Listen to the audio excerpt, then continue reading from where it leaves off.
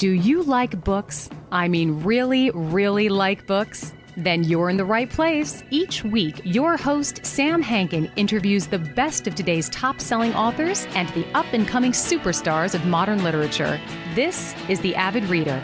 Here is your host, Sam Hankin. Hey everyone, welcome to another edition of The Avid Reader. Thanks so much for joining us again. As you know, many of you know, we're sponsored by my bookstore, Wellington Square Bookshop, here in Exton, Pennsylvania.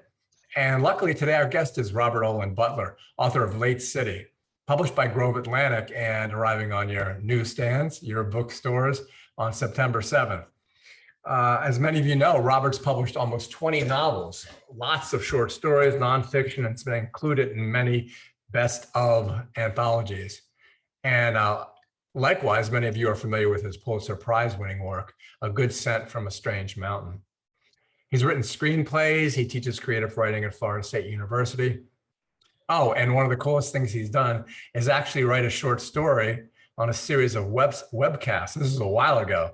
And I guess now it would be called a podcast or a live feed or something, but you can still check it out on YouTube. So, Late City, a 116-year-old crack newspaper reporter living his last hours and being the last surviving soldier of World War I. He's recounting those hours, those years, his life to God as he lies for the most part in his nursing home bed. We watch, along with God, who kind of commands and leads the process as Walter Mandel recounts his life, perforce always rediscovering it.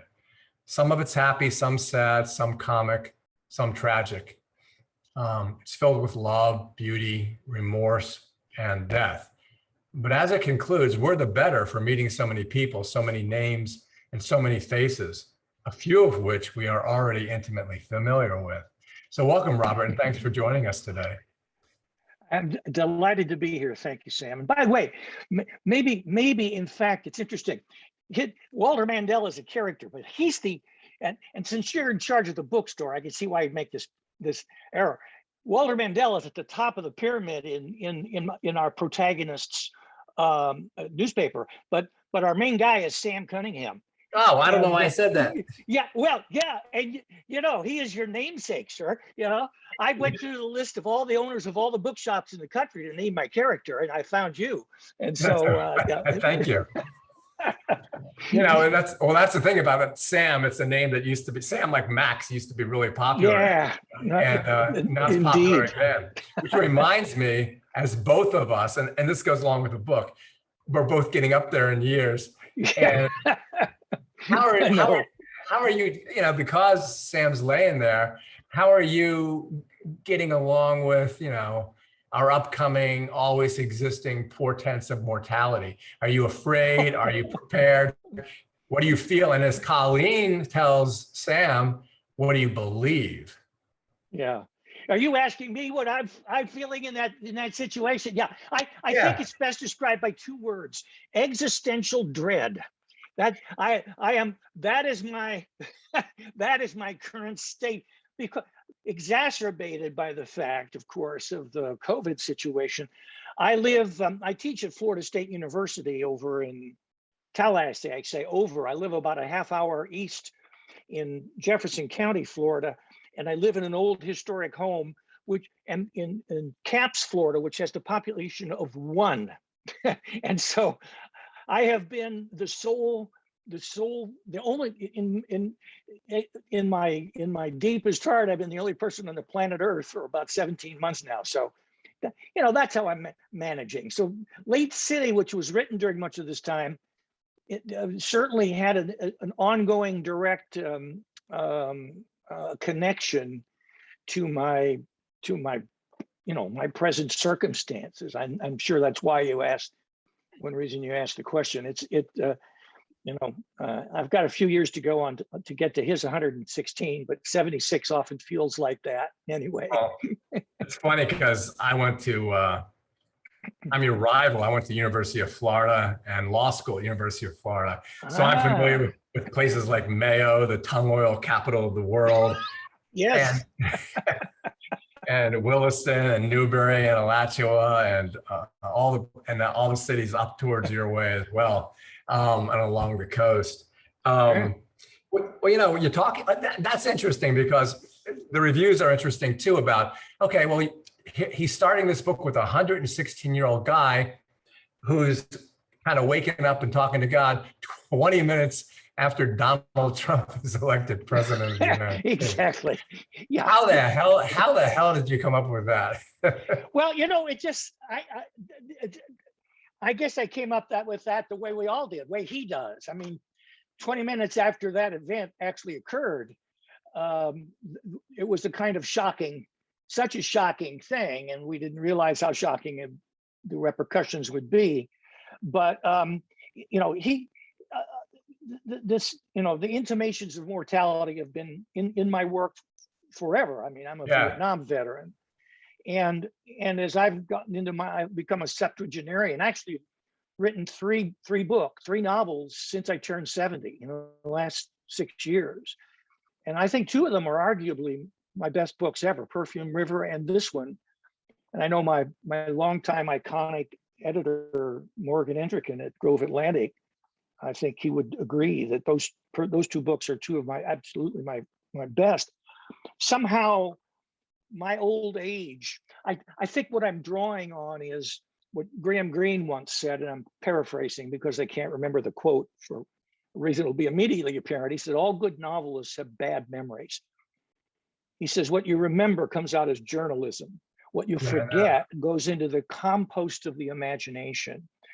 And I've always had a pretty good bad memory, but it's getting worse. And I find that dysfunctional in many quotidian ways, but I feel somehow more deeply accessing the elements of a rather varied life that I've read. My 76 years have been packed with a lot of stuff, and all of it is now composted in a way that it would be impossible to write an autobiography, but all that stuff is finding those parts of my brain that create fiction and are free to shape and reshape and recombine in ways that make sense to me on some deeper way, and down at the level at which I have an ever evolving sense of what the human condition is all about. And that's what this book is all about. It takes, and that's why, what better thing to do than I recognize that the timing was just right. To have it is just barely plausible. 116 years old is possible for human beings. I mean, it's been done, even slightly more. And for him to be 116 allows him to have fought in World War I and to have experienced virtually all of the 20th century, and then find himself, on that night in November of 2016. And that was just, a profound allure to me in my place in life, where everything that I have been in my 76 years is somehow coming together as well. And the book really takes place almost all the books, except for some interesting things that happened right at the end. The book takes place in a nanosecond. That, when this God character appears in the dark with him, the conceit in the book is that this review of the life, time on planet Earth is suspended. This is a nanosecond of worth of review, and all of that just seemed to flow naturally together. Yeah, it does. And then the funny thing, also what I was saying earlier about characters that we know, like Al Capone and Huey Long and Hitler and all that, and that reminded me of the way you begin, and I thought of H.L. Mencken, another crack newspaper guy, going, as democracy progresses, one day the White House will be adorned by a downright moron. And Sam Hello. Sam he kind of gets that with Huey Long. And it's very interesting. There's a parallel. And oh yeah, I wanted to. Yeah, Al Capone actually comes off better than Huey Long does. Oh, definitely. But they both dress in a very dapper way. Yeah, right. Absolutely. Yeah. That reminded me. Maybe I shouldn't say this, but it just reminded me of another Mencken quote, which is, "Bachelors know more about women than married men. If they didn't, they would be married too." And between the two of us and our panoply of marriages, I thought, yeah. Well, what is our total? I've got. You got 5. No, 5. Yes, 6. Yeah, I've got 6. I got 3. Yeah, I'm nowhere up. I'm 3, but I'm a little younger. I'm open to 6. I've got 5. You're right. I don't know. We're too old. I'm not messing. We're too old. But I love them all. Now, and it wasn't their fault. No, I don't believe. For some reason, I thought of it because when I was reading about you and thinking about myself, there was one time where I was paying alimony to 2 women at the same time, which was a very difficult time in my life. But I tend to do this and talk about myself. Sam, this is turning into the strangest book interview in the history of literature. You understand? All of mine are. But here, okay. Oh, good. Here's a good one. So I was thinking, I really like books where I can remember names I know are good books. And it seems like you love names. It's like Walter, Sam, Colleen, Bocage, if that's how you pronounce it, Duke, Beatrice, Ryan, Cyrus, Hetty, Ben Harper, Johnny Moon, who's really cool, the word Papa, the word mother or mama, and God himself.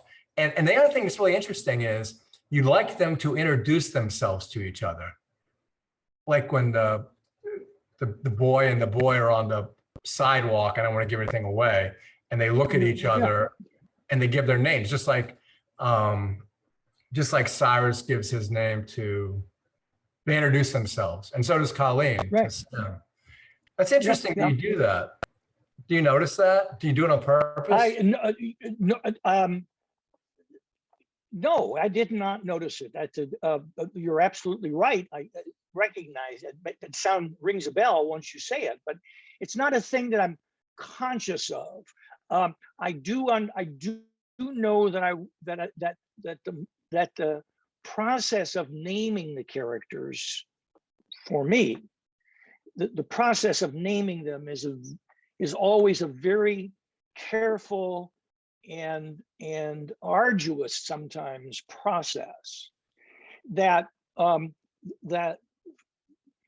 just as the people if they have whatever physical or personality characteristics they have, those things begin to get strong associational values with their names.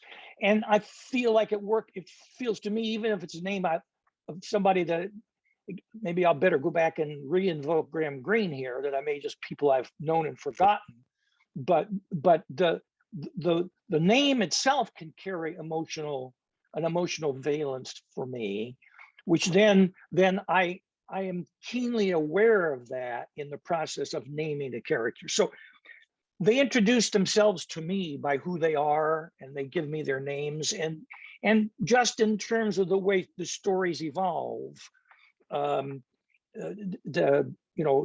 couple of characters are just automatically there from the get-go. Yeah. But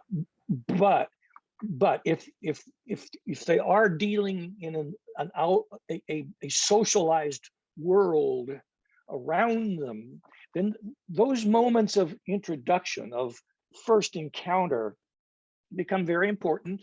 And so the moment of introduction is often a novelistic moment. I'll give you a perfect example, and one that was very touching, without doing spoilers. But when Sam visits the woman in Paris, her name is Beatrice, which is a great name. And she's only in there for a couple of pages. But the thing that struck me is, she's from Canada and she mentions her father's name, George. And then when he says it, when Sam says it, she says, "Thank you for saying his name." And that, Yes. it's just really interesting. I find it, maybe you don't do it consciously, but I really find it interesting the way that happens. It's just the way she thanks him for saying his name. Yes. Yes. It's very interesting. And honestly, in terms of my process, the reason those two things that you just observed go together.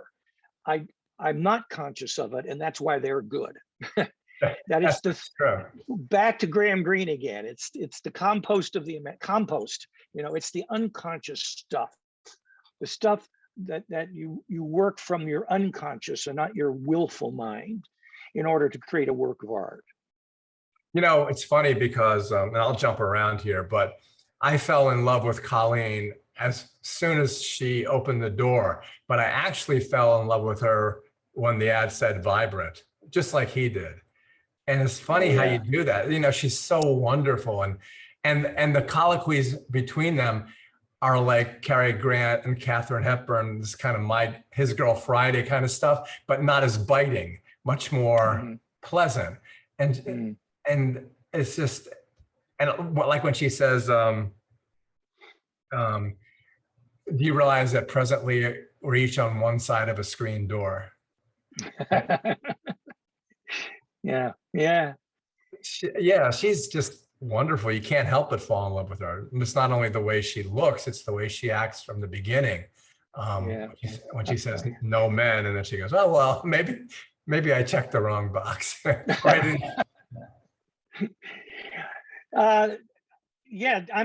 love the way you read, Sam. Those are things that, again, they're not for the very reason when you say them, I go, "Oh yeah, I remember that."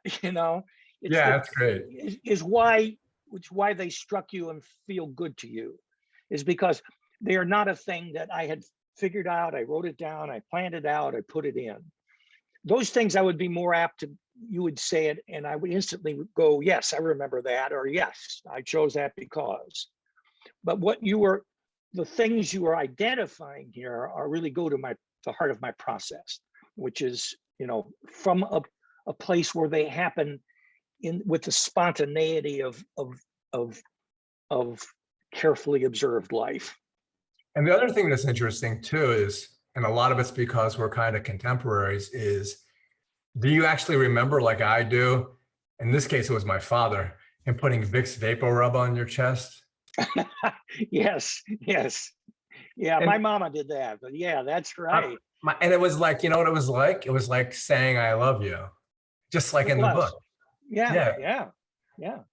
And my father also. And that's a special father you had. I mean, yes. The fact, and that's a novelist detail, that the father would put the Vicks on the son as opposed to the mother doing it, which is that's a wonderful detail, and I'll put that in the compost of my heap, Sam, if you don't mind. Well, it's probably like you. He would rather himself be sick than me, and when my kids get sick, I would rather. Sure.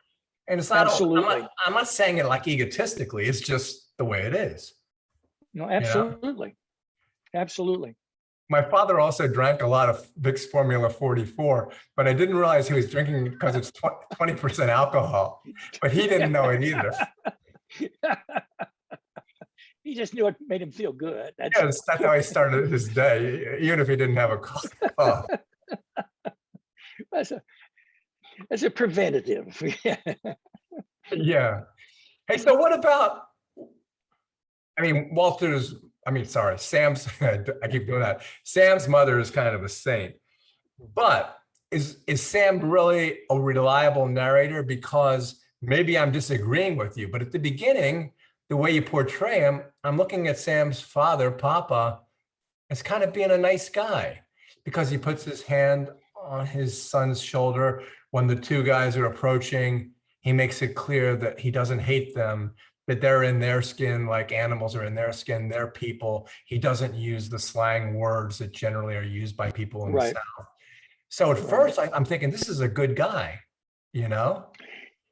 yeah, if not good, at least a struggling, a complex guy who has good in him, or has his own sense of boundaries of what's right and wrong, which, you know, he inevitably has the terrible flaws of so many white, especially male Southerners in that era. But what we see is, and of course that has become in different sorts of writing, it becomes the trope, the easy trope to identify somebody in its pure form. Very much so. But the characters who come to me in complicated ways, and everyone in my work is struggling to come to a self, to an identity. I mean, I think that's what all literature is about. That I have a thing I call a unified field theory of yearning in literature. That all plots, all stories, especially and I'm going to use the word yearning as opposed to goals or objectives, which are the ways to understand plots with main characters in plots of entertainment writing. In literature, it goes deeper. It goes to yearning, and it seems to me that if you dig deep enough in every work of literary art, that you come to what I've called the unified field theory of yearning, which is I yearn for a self, I yearn for an identity, I yearn for a place in the universe. It reminds me of Thomas Wolfe and You Can't Go Home Again. For example, yeah. I mean, even even Stephen Dedalus walking around Dublin, he's looking for himself, and it is at the heart of all literature because it's at the heart of all life. And then they also Stephen Dedalus and in The Stranger, Albert Camus, they do this thing, like they don't attend their mother's funeral. They don't say what their mother wants them to say at the deathbed. And Sam does what he does. And it's like, they don't, it's really interesting, isn't it? They don't really have choices.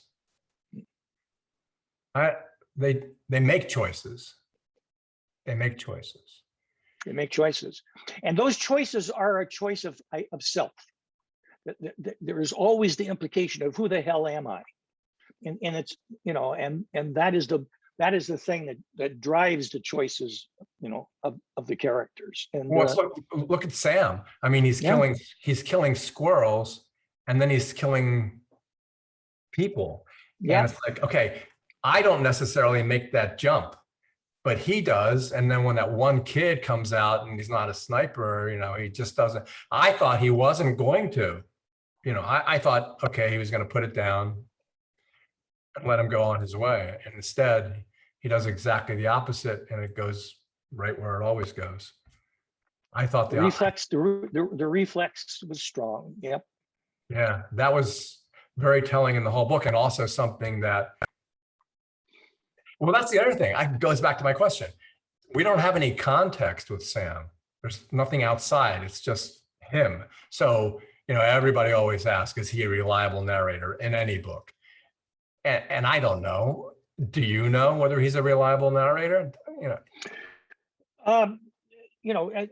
He's not a willfully unreliable narrator. I mean, he is not consciously lying. If we of any complex literary narrator is going to be speaking through their own ongoing struggle to assess who they are and what the world around them means to them. And so, yes, inevitably, they're going to get some things wrong. Inevitably, they're not going to see everything. And the writer's job is to let us see the stuff there that they are seeing but not recognizing, or seeing but not processing fully or correctly.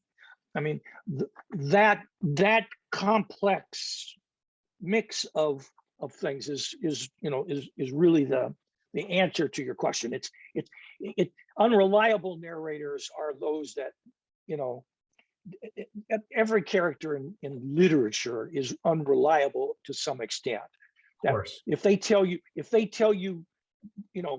not the only alternative would be everything they think or say or know about themselves is correct, and that's just not the human condition. Far from it. Yeah, it's funny because like he's doing it. So part of it, his recounting of his life is it's almost involuntary because God is God, and he's saying, no, you gotta keep going. Don't pretend. Don't let this go by.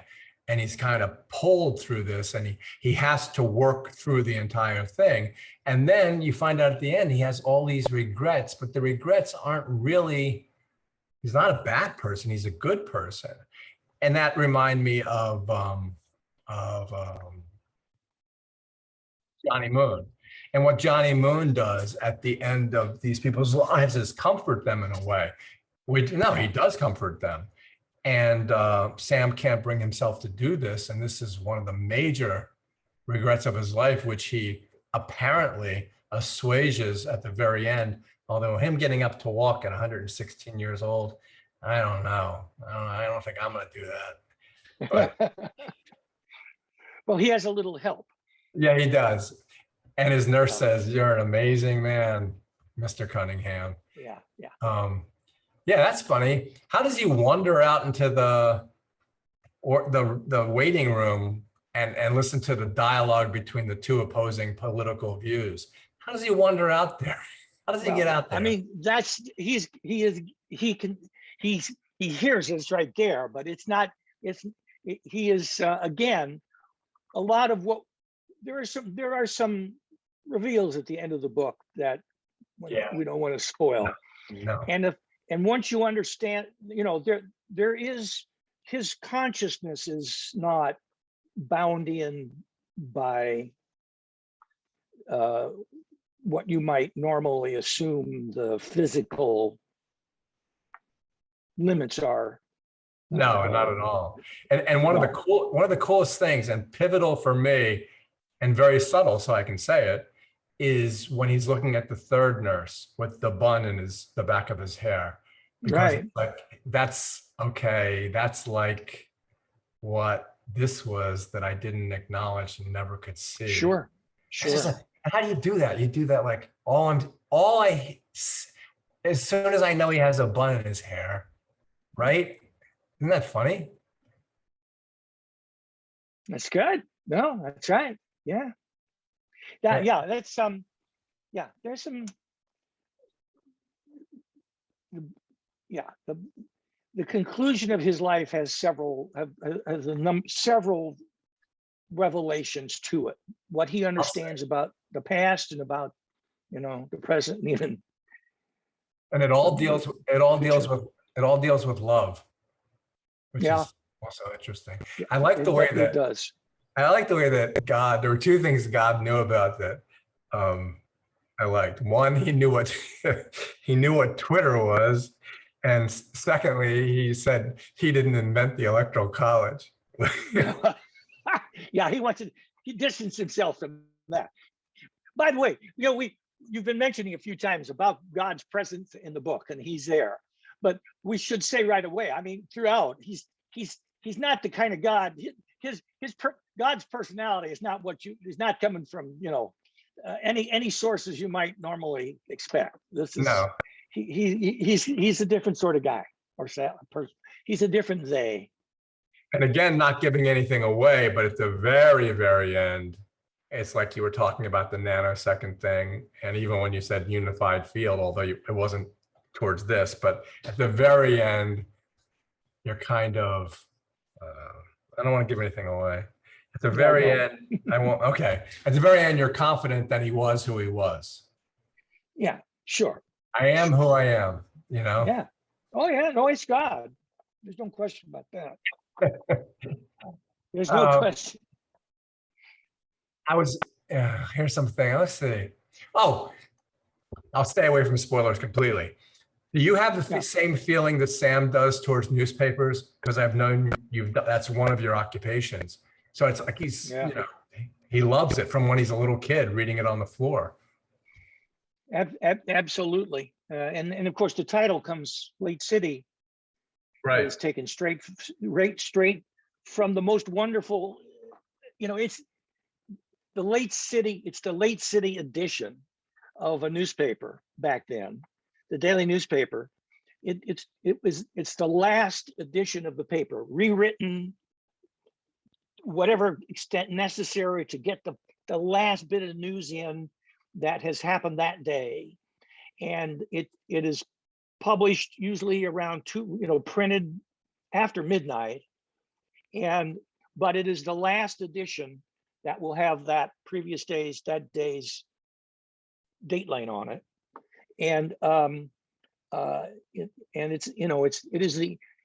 it's a kind of metaphor then for what's going on here. This is the Late City edition of Sam's life.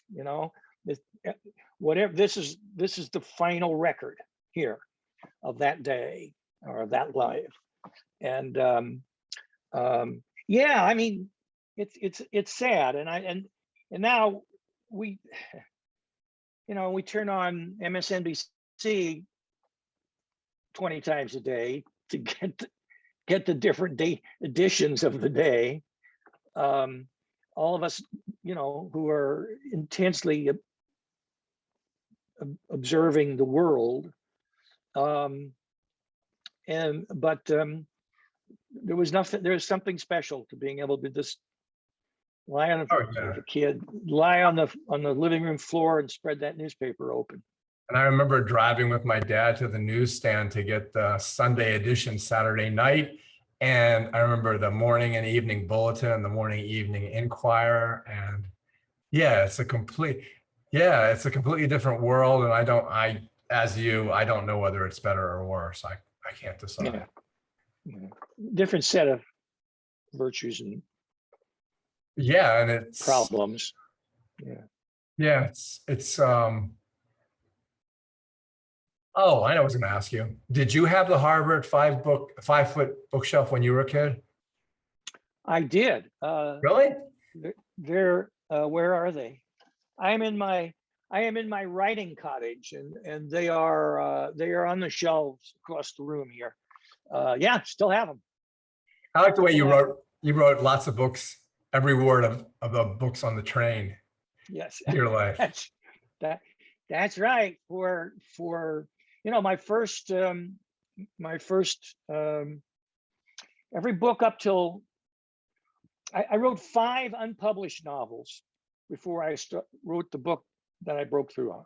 I have 5 unpublished novels. By the way, my archive, my literary archive, 126 archive boxes full of every scrap of everything, was purchased a couple of years ago by the Beinecke Rare Book and Manuscript Library at Yale University. So that's where the archive is, and in those boxes are 5 novels that were never published and 44 stories that were never published. Every word of those were written on my lap on a masonite lap board on legal pads while commuting to a newspaper job in New York City from Long Island. And eventually the 6th of those novels became The Alleys of Eden, which was my first published book, and things began to progress from there. But it's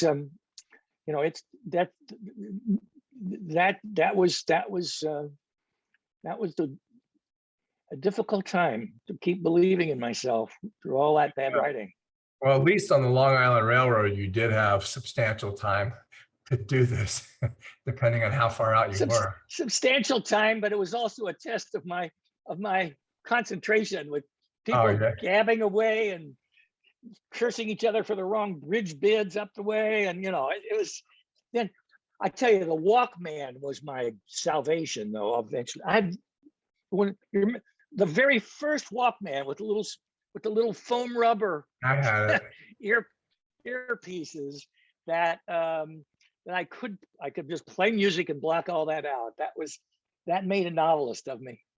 Hey, so are you like Franz Kafka telling Max Brod, hey, whatever you do, don't publish these 5 novels, unpublished novels that are in my archive? No, I was, look, you don't write a million words of dreck without convincing yourself that it's not dreck as you're writing it. So no, I was not saying, no, publish these. I was saying, please publish this one. Hey, how about this one? You know, in retrospect, and honestly, before I sent all that stuff off to Beinecke, I peeked at it. It wasn't terrible, you know, and honestly, things get published that are that bad. It's But funny. I'm glad that it didn't. So that my first book is one which I've also recently gone back and looked at, and the very first published book back in 1981. By the way, November 11th, and I don't know when this will be up before that, but November 11th coming up will be the 40th anniversary of the publication day of The Alleys of Eden, which is my first novel. Wow. And on that very day, the famous and much feared and wonderful daily New York Times book review, Anatole Broyard, he wrote a rave review of The Alleys of Eden on the publication day of The Alleys of Eden, and that was November 11th, coming up 40 years ago. Wow, that's pretty good for your first book to be in the New York Times book review. That's pretty good. But also, you subtract 40 from 76, and you see how many years I spent writing those 5 novels and 44 stories. Yeah. That didn't get published. Yeah, it's funny that when I go back and look at some of the things I wrote back in even in the 11th grade, I'm not like you. I look at them and I go, wow, I used to be able to write well. What happened? That's the difference between you and me. Well, you did some other things. Law school probably did that to you, right? Oh yeah, my life has been full like yours too. It's a lot of it's crap, but it was definitely filled with lots of different shit. At least I can. You can sum up a lot of lives that way, I think. And it's like we were talking about reliability. If I did write my memoir, which you kind of have and kind of will, a lot of it would be lies. I think, kind of like The Sense of an Ending, by Julian Barnes. It's like what you think happened isn't really what happened at all, and you can't really be sure of that until someone tells you, "Hey, that's not what you did." But I think, well, look, all artists, all literary writers are liars. These are ultimately every word in every book of literature has ever been written is a lie. Right. But they are the lies that more clearly tell a deeper truth. That the deepest truths of the human condition are often obscured by the surface truth of the quotidian life of all the blur and noise around what is most importantly true about situations. And so, to create these simulations of life, of the narratives of life in literary fiction, those simulations must necessarily be full of lies in order to get at that much deeper truth. Yeah, it took me a long time to realize, hey, when you write, you're allowed to lie. It took me a long time to realize, yeah, you can lie about whatever you want to lie. It's not a sin. It's a necessity. Yeah. A lot of bad fiction is written with the writer putting something into the work with the self-justification that, well, that's the way it really happened. Yeah. I've taught creative writing for 35 years, and sometimes I will do it gently, but sometimes the pushback you get from an inexperienced writer is that very thing. Well, this is not playing right. This does not fit. This is not resonating into the rest of the work. But that's what happened. I understand what happened. Well, it's that you have to disengage yourself from that surface literal reality in order to get at the deeper composted the reality that comes out from that deeper composted roiling mass of life that is your own artistic bank account, sorry for the mixed metaphor. Let me go back to the book, because actually what we're trying to do here is sell the book.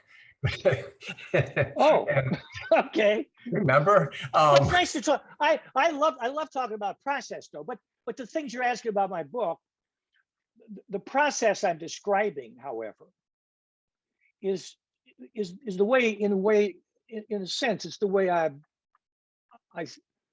is probably the most accurate way of talking about the book, because this is how that book came from me, Good point. Yeah. Yeah, well, okay, well, here, I'll give you another example. And it goes to this reliability thing that I know I'm beating a dead horse here, but when Sam decides he's going to join the army, and this is not really a spoiler, and he wants to go someplace far away because he doesn't think he'll get away with the age thing locally. And then his dad says, "Don't worry, I'll take care of it." And he goes with him. He's 16. He's 16 at this point. Yeah. But they need 1 million guys, or 500,000 at that time. Sure. And so he goes there, and his dad takes him in and again puts his hand on his shoulder in 2 different ways, which was also good the way you did that. And it salutes the captain, who was also a cool guy, and had a great smile. But Sam is like, he's dissing his father for doing this. And in my mind, I'm thinking, well, no, this is kind of a good thing his father did. It's not necessarily saying I'm better than you, or you couldn't handle this on your own, which is the way Sam looks at it. And I'm thinking, well, that's the way Sam looks at it. This is the way I look at it. Well, absolutely. I'm allowed to. Yeah, absolutely. And I think, and you're right. I mean, as a literary term, unreliable narrator is often used. Go back to my original point with that. It's not a matter. It's not that they're unreliable in a sense that in the reliability that you are dependent upon is the rendering of the human experience in the larger frame. And so to hear the way in which the character, and at that point, age 16 and a half, is perceiving his father and his father's actions, right? And in the narrative of the book, recording what those reactions are. That recorded reaction is unreliable in the sense, if you go, well, that is an accurate emotional rendering or explication of that gesture. It is an accurate rendering of how he is perceiving that gesture. Right.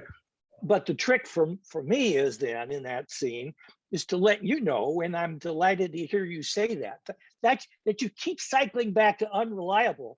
It warms the cockles of my heart, Sam, because of course, you're perceiving that because the moment to moment evidence of sensual evidence of the experience is communicating to you what the larger reality are the things that the characters who are not seeing everything or not seeing everything in full accuracy, what they're missing. You can take it in, you see the larger thing, and then you also see the gap between the larger truth and the narrower perceived truth of the character, which is a third thing in itself that you're getting. So, and that's what I like the most. Like for at the bookstore, this will probably be in one of our book clubs.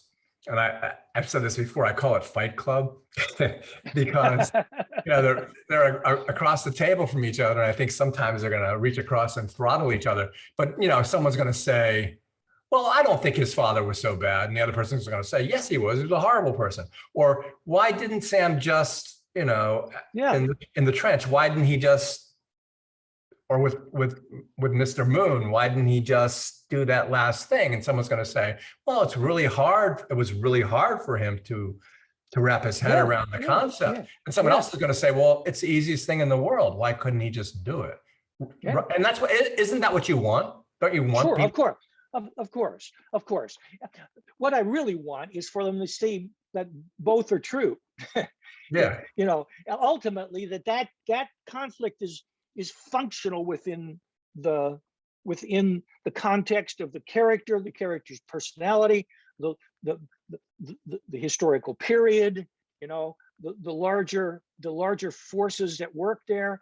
But you know, I guess if they get one thing in their mind and can't get off of, and then just kind of feel like there's something unnatural about the text because this other thing seems to contradict it, that I'm not happy about. No. Yeah. But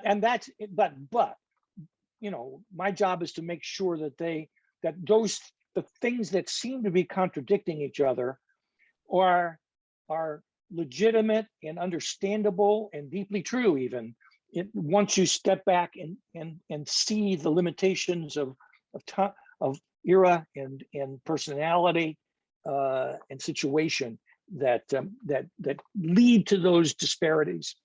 Well, it's interesting because, and I think this actually will sell books, is that I have two different demographics in my bookstore. A lot of the people are our ages and they live in 55 and up communities next to my bookstore and stuff like that. And then a lot of them are kids. And because of our culture now and cancel culture and Me Too and all that, they're going to look at this and say, oh, what's the big deal? Well, there's three things they'll look at. Yeah, three, maybe four. Three different things they're going to look at and they go, what's the big deal? Why is he making such a big deal out of this? But I think what I'm saying now will incline them to read that, to see why is he saying that?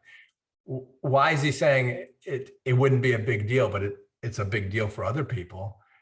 And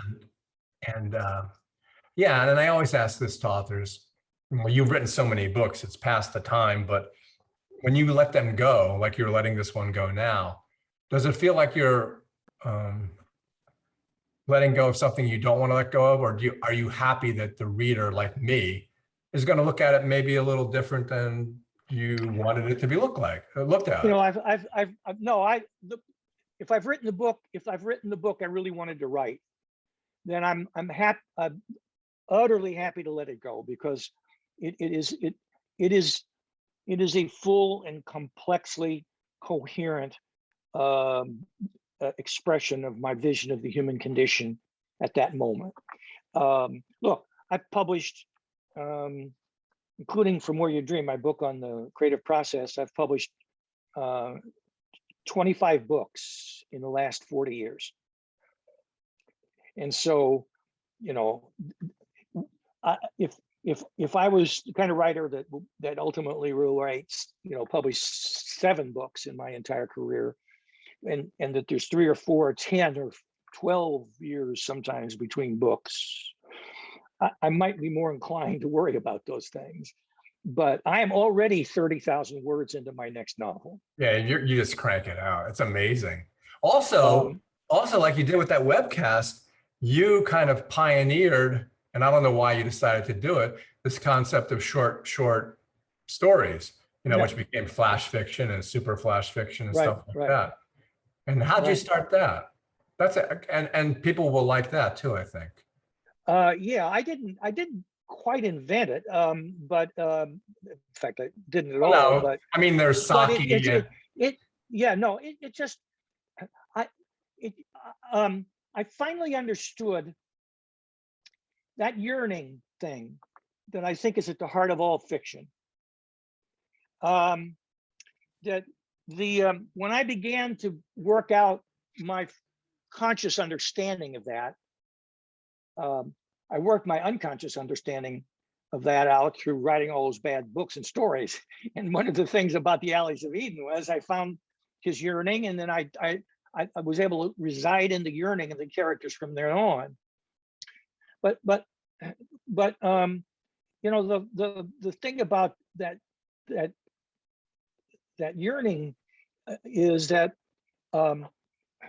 it's not just there is a point I felt like I identified in every novel, and it happens pretty quickly, where there's a central character and you inhabit that central character, and what we are in suspension about as readers is we're waiting for the moment-to-moment sense details and all that to sort of reach a critical mass where it suddenly occurs to us. We recognize there's a kind of epiphany, a shining forth of what that character is yearning for. We feel that character yearning.